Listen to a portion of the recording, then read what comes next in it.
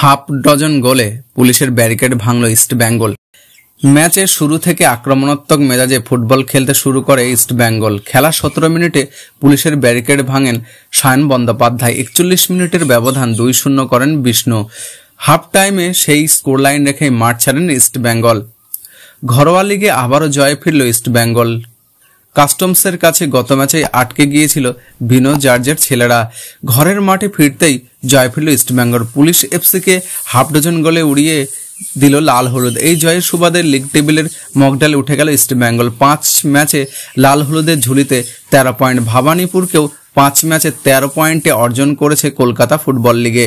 Match শুরুর আগে বিদেশি ফুটবলারদের কায়দায় নতুন ক্রুয়েট ডিকসন সিংহকে আনুষ্ঠানিকভাবে সামনে আনেন ইস্টবেঙ্গল।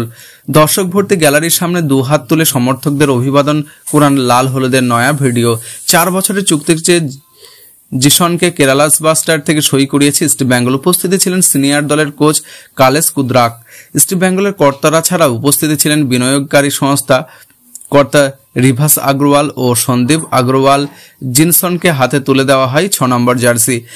ম্যাচের শুরু থেকেই আক্রমণাত্মক মেজাজে ফুটবল খেলতে শুরু করে ইস্টবেঙ্গল। খেলা 17 মিনিটে পুলিশের ব্যারিকেড ভাঙেন সায়ন বন্দ্যোপাধ্যায়। 41 মিনিটের ব্যবধানে 2-0 করেন বিষ্ণু। হাফ টাইমে এই স্কোর লাইন রেখে মারছে ইস্টবেঙ্গল। দ্বিতীয়ার্ধে আবারও ঝড় তুলতে শুরু করে লাল হলুদ।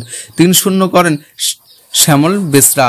এরপর লাল হলুদের হয়ে জোড়া গোল করেন জেনিসটিকে দিয়েও একের পর এক আক্রমণাত্মক বিপক্ষকে ফালাফালা করে দেন সায়ন বন্দ্যোপাধ্যায়। পুলিশের কাফিনে শেষ পেরেক পুঁতে দেন আমন সিকে। সায়ন জোসেফ জাস্টিনরা স্বপ্ন দেখাচ্ছেন সমর্থকদের। মাশালে বারুদ জমানোর সঙ্গে সামলাতে পাকাচ্ছেন বিনো জর্জ।